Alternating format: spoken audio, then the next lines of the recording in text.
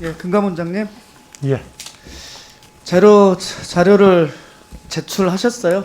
어젯밤에 제출하셔가지고 제가 그 부분과 관련해서는 질의를 못하고 그렇습니다.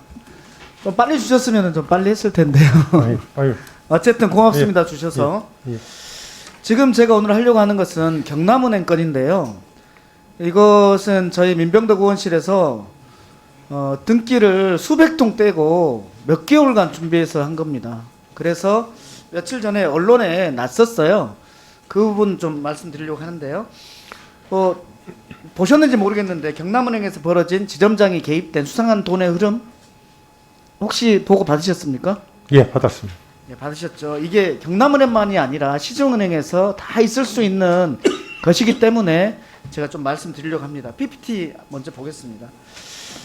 여기 보시면 지점장이 있어요. 지점장이 아파트 건설하는 건설회사에다가 신축자금으로 44억을 빌려주고 그 대가로 하도급 계약을 체결해서 공사를 받습니다.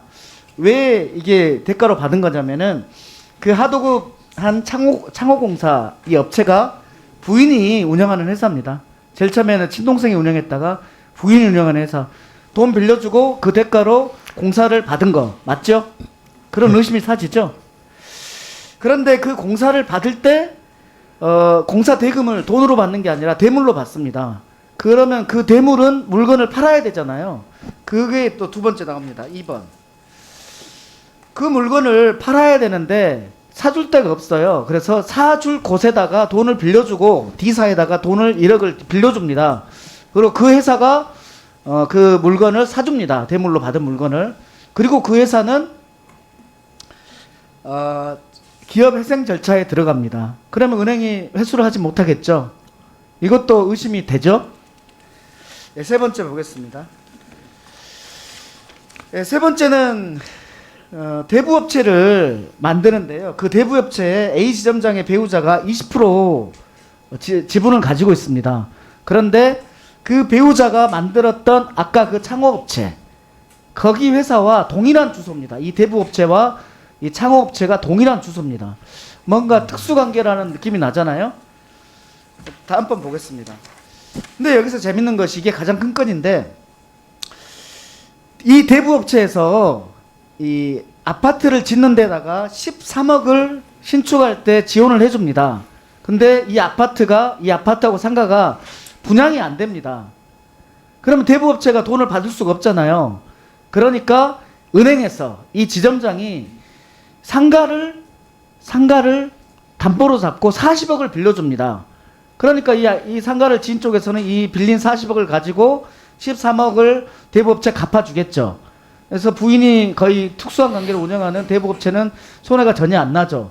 그렇지. 그러면 은행이 40억을 회수할 수 있냐? 지금까지 준공 후 상가 분양률이 0%입니다. 못 받겠죠. 여기에서도 다 은행이 손해를 보는 구조 아닙니까? 지점장님이 맡겨놨는데 다 자기 개인 이득을 취득하고 은행은 손해를 보는 이런 구조인데 어떻습니까?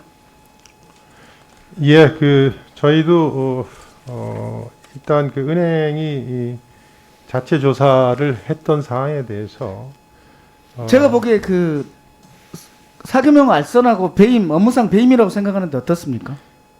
저희도 자체 조사 했던 결과에 대해서 미흡하다는 판단을 해서 사실 조사 검사를 나갈 계획이었습니다. 그런데 이 은행에서 당초 그 수사 당국의 고발을 생략키로 했다가 다시 재검토를 해서 이제 하기로 한 거죠. 예, 다시 네. 고발키로 이제 그 부분과 관련해서 했습니다. 좀 얘기를 할게요. 예. 로펌에서 그 은행에서 로펌에 의뢰를 했는데 로펌에서도 사금융 알선과 업무상 배임 혐의가 있다. 그리고 법에는 고발 의무가 있다라는 것까지 얘기했는데 은행 인사위원회에서 고발을 하지 않기로 결정하고 변상도 면제하고 정직 3개월이라는 솜방망이 처벌을 하잖아요. 네, 저는 이게 문제라고 생각하는데 그때 고발을 생략한 이유가 가관입니다. 외부의 피해 당사자가 없다. 은행은 피해를 보는데 외부의 피해 당사자가 없다. 또 하나는 고발 시 거래처의 민원이 예상된다. 좀 이해가 되나요? 저는 전혀 안 돼서 그래서 이제 그렇게 하시는 걸로 알고 있어요.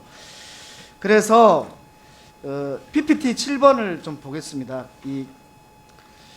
여기 보면 이렇게 돼 있잖아요. 금융회사의 장이나 검사하는 기관은, 즉 경남은행장이나 금감원장은 임직원, 즉 지점장이 이런 죄를 했을 때 알았을 때에는 지체 없이 수사기관에 알려야 된다라고 돼 있잖아요.